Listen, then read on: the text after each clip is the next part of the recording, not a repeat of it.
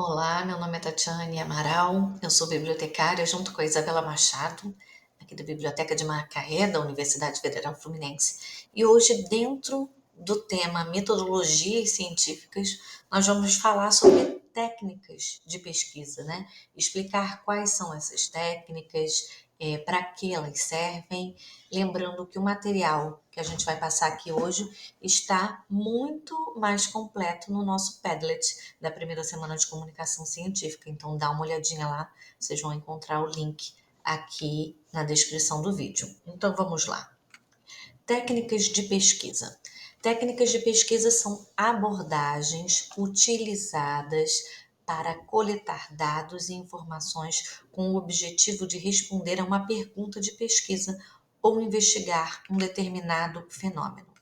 Se você está fazendo seu TCC, se você está fazendo a sua dissertação, sua tese, um artigo para apresentar em um evento, para os anais de um evento, você tem uma pergunta, né? A sua pesquisa é para responder a uma pergunta, é uma investigação sobre algo. Então, as técnicas de pesquisa são para isso, para te ajudar a responder essa pergunta e investigar o que você precisa. A escolha da técnica adequada vai depender do contexto da pesquisa, dos objetivos e da disponibilidade de recursos. Aí você vai parar assim, ué, estou fazendo um simples TCC, eu tenho que pensar na disponibilidade de recurso? Vamos ter em mente que a pesquisa é algo muito maior do que um TCC, que é o início de tudo, digamos assim, né? Por exemplo, um aluno de pós-graduação, mestrado em antropologia, precisa, ele tem como tema, o foco do trabalho dele, um grupo que vive no interior do país, e ele precisa ir até esse grupo para observar suas relações, sua cultura, enfim. Então, ele vai ter que ter uma disponibilidade de recurso para esse fim, para esse tipo de pesquisa, que é a observação lá no interior do país, né? Por isso que a gente fala de disponibilidade de recursos. Não adianta ele optar por esse tipo de técnica de pesquisa se ele não tem recurso para bancar o que ele escolheu, certo? É comum que as pesquisas utilizem mais de uma combinação, não é porque você escolheu uma que você não pode escolher outra. Tem pesquisa, como vocês vão ver aqui, que elas precisam estar por um trabalho mais válido, independente das outras técnicas principais que você escolher. Vamos lá. As técnicas de pesquisa são observação, pesquisa documental, pesquisa bibliográfica, pesquisa de campo, pesquisa de laboratório, questionário e entrevista. A gente vai falar um pouco sobre isso, sobre elas hoje, mas lembrando que lá no Padlet vocês vão encontrar mais. A pesquisa documental, bem, ela é caracterizada pelo uso de fontes primárias, como documentos históricos, diários, cartas, entre outros.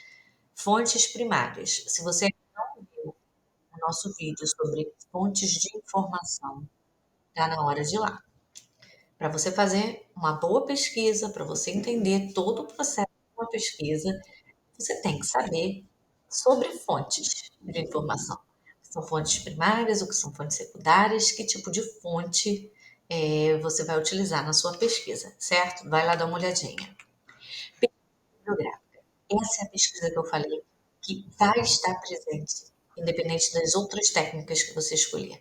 Ela vai utilizar as fontes secundárias, abrange a bibliografia já tornada pública em relação ao tema de estudo. Dificilmente um tema é totalmente inédito. Então, o que você vai fazer? Você vai fazer um levantamento bibliográfico sobre autores e referências daquele seu tema que já foram utilizados. Na pesquisa bibliográfica, você vai embasar o seu trabalho em trabalhos anteriores. Isso é muito importante, gente, é muito importante. Pesquisa de campo é especialmente adequada para investigar fenômenos que ocorrem em determinados contextos. Olhar obter dados concretos ali em primeira mão. O exemplo que eu dei do estudante de antropologia, mestrado, indo para o interior do país, obter dados ali em primeira mão, não pesquisou em lugar nenhum, ele que está coletando esses dados. Essa é a pesquisa de campo, obtenção de dados ali, ele e o seu objeto de estudo. É necessário, é necessária a realização prévia da pesquisa bibliográfica sobre o tema e determinação das técnicas que serão empregadas na coleta e registro de dados. Ou seja, antes de você sentar para fazer o seu trabalho, começar a pensar nele, você já decidiu, óbvio, qual é o tema que vai ser estudado, que vai ser trabalhado. Então, agora a gente tem que fazer uma pesquisa, fazer um levantamento sobre tudo que já foi falado sobre o tema. Quem são os autores? Quem são as referências do tema que você escolheu trabalhar, né? E a partir daí, escolher que tipo de técnica você vai usar para ajudar na elaboração desse documento. Pesquisa de laboratório. É um procedimento de investigação que descreve e analisa o que será ou ocorrerá em situações controladas. Aqui eu botei bem grande esse tipo de técnica, que é a observação, é muito utilizada. Nós temos vários tipos de observação e aqui eu vou falar sobre algumas. Então, dá uma olhadinha no material, falo de novo. O que é observação? Ela utiliza os sentidos na obtenção de determinados aspectos da realidade. Consiste em observar e registrar o comportamento, evento, fenômeno de um determinado ambiente. Ela vai se dividir em assistemática, sistemática, participante, não participante, individual, em equipe, real ou laboratório. A sistemática. A sistemática é um tipo de observação bastante informal. O pesquisador ele não tem nada estruturado, não tem critérios pré-definidos, né, para observar um fenômeno, uma situação, né? Essa abordagem, por isso, tem algumas limitações em termos de confiabilidade e validade de dados, né? Porque ele não precisou estruturar nada não fez nenhum planejamento a seguir. A sistemática já é o contrário, né? Ela é uma abordagem planejada e estruturada. O pesquisador vai estabelecer um plano para aquela observação, né? Vai deixar os critérios e que vai ser utilizado bem claro, que tipo de comportamento ele vai observar. Outra coisa muito importante, determinar, delimitar o tempo e o local. A delimitação de tempo para uma pesquisa, isso notem, isso a gente fala bastante em metodologia, é de suma importância. Quem vai ler o seu trabalho, quem vai avaliar o seu trabalho, ele vai querer saber em que espaço de tempo isso foi observado, certo? Independente se é um espaço pretérito ou um espaço presente. Então, a gente tem aí a sistemática versus a sistemática. A sistemática é algo mais informal, eu apenas observo, eu observo os meus estudantes aqui na biblioteca, mas sem nada definido a respeito do comportamento deles, pelo contrário, eu quero fazer um levantamento de como eles se comportam, então não tem nada definido ainda, porque eu não sei como eles se comportam em relação a dias de prova e tal.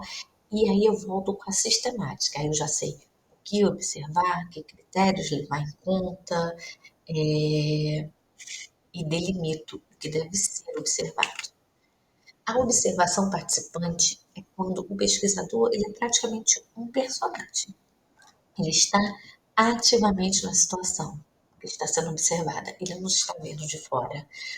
O pesquisador ele torna-se um participante do grupo e do contexto que está sendo estudado. Aí ele vai interagir com os indivíduos, vai participar das atividades, de forma a conseguir entender de dentro esses comportamentos, certo? De uma maneira mais profunda. A não participante, o observador permanece externo. Ele vai observar de fora, com distância, né? E objetividade. Ele pode utilizar técnicas como uso de câmeras para gravar, determinados comportamentos, determinadas reações. Ele pode se utilizar de vídeos anteriores que já tenham sido gravados sobre aquilo que ele está estudando. Enfim, essa é a observação não participante. Ela busca capturar o comportamento dos eventos de maneira mais objetiva, sem interferir ou influenciar o contexto observado, como acontece na observação participante. A gente ainda tem observação individual, observação em equipe, observação real, e eu repeti ali, observação em equipe. A observação individual, ela é realizada, como diz o nome, né, da técnica, por uma única pessoa. É o que a gente chama de único observador. Um pesquisador apenas vai ser responsável por conduzir essa pesquisa, conduzir essa observação, coletar seus dados, registrar esses dados. Ela pode ser adequada em situações em que a coleta de dados é mais simples, não precisa de tantas outras técnicas em que o ambiente é controlado. Os eventos são mais diretos, então uma observação individual numa pesquisa mais simples é o ideal. Temos a observação em equipe, né? Um grupo de trabalhadores vão atuar juntos naquela observação, vão conduzir juntos a observação e vão compartilhar a responsabilidade dessa coleta de dados. Cada membro da equipe pode ter uma função específica, né? Cada um colete um tipo de dado diferente, observe um fenômeno diferente, ou eles podem observar a mesma coisa, só que com perspectivas diferentes, né? Já a observação real, ela acontece num ambiente natural, em que os eventos e os comportamentos estão ocorrendo. Ela busca capturar o fenômeno no seu contexto natural, sem a manipulação ou controle direto das variáveis. E onde está escrito pela segunda vez, só que aqui em roxo, observação em equipe é observação em laboratório. Eu vou corrigir isso no Padlet lá, tá bom? Eu vou também colocar uma informação na descrição. Ela é conduzida em um ambiente controlado e artificial, como um laboratório, o nome já diz, né? É importante estabelecer condições mais próximas ao natural, sem influências indevidas. Agora vamos para a entrevista. É uma importante técnica de pesquisa, um importante método para coleta de dados, utilizado demais, né? Ele é um método de coleta de dados qualitativos. Aqui a gente não falou entre quantitativos, qualitativos. É uma parte muito interessante da metodologia que a gente pode falar mais para frente, que vai obter informações mediante conversação de maneira profissional. Pode ser estruturada, não estruturada e o painel. Vamos lá. A estruturada, o pesquisador ele vai seguir um roteiro já pré-definido antes dessa entrevista de perguntas que serão feitas e elas são formuladas de maneira padronizada. Ou seja, todos os entrevistados vão receber a mesma pergunta na mesma ordem, tipo um levantamento, o censo, né? Realizado pelo IBGE. Então, todos os entrevistados recebem o mesmo tipo de pergunta e na mesma ordem. A não estruturada, o pesquisador não segue um roteiro. Ele conversa, né? Livre e abertamente, de maneira super flexível, permitindo que os entrevistados expressem as suas opiniões, né?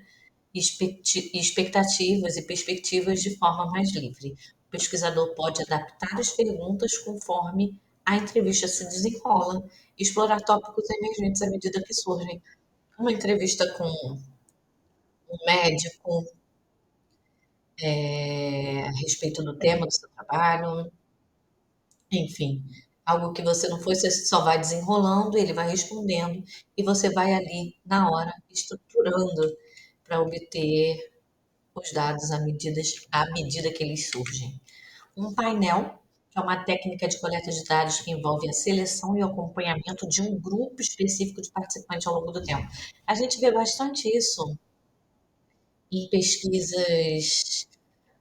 O programa Fantástico passa bastante isso. Foi feito em Harvard uma entrevista onde se coletou tantos dados sobre esse grupo durante um ano e tal. Isso é um painel, né? Onde são feitas as mesmas perguntas para as mesmas pessoas de tempos em tempos para que eles possam acompanhar a evolução das opiniões nesses períodos. O questionário também é algo muito utilizado e a gente já está chegando no final desse mini treinamento. É uma série de perguntas que devem ser respondidas por escrito e sem a presença do entrevistador. Não é como no, no censo, né? Onde um funcionário chega e te faz essa pergunta, você vai respondendo.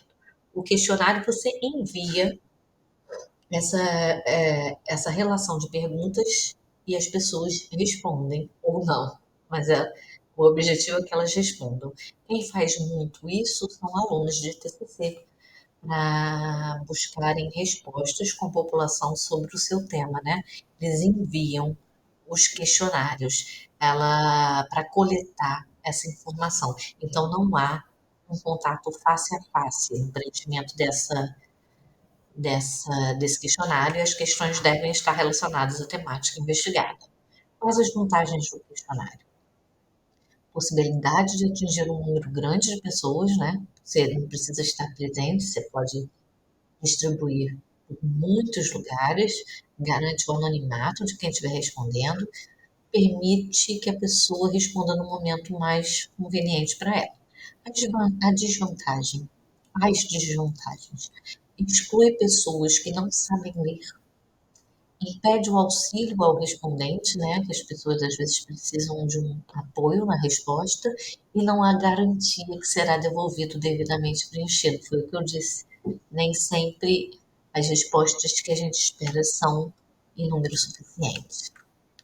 O formulário é uma série de perguntas que devem ser respondidas, sendo necessário o contato face a face entre o pesquisador e o informante. Pode ser preenchido diretamente pelo entrevistador ou pelo entrevistado.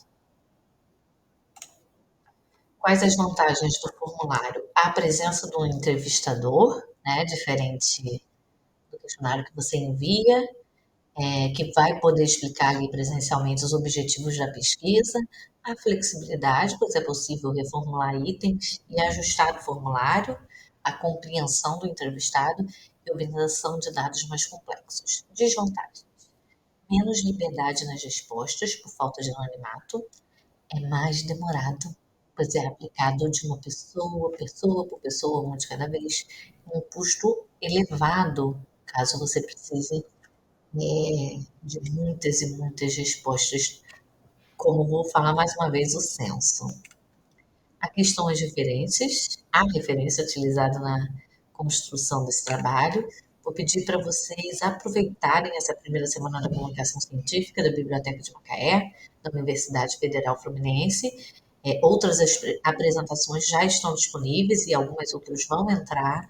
Aqui está a nossa ficha técnica e não esqueçam de clicar no link do nosso Padlet com a apresentação mais completa por lá. Eu fico por aqui. Tchau, tchau.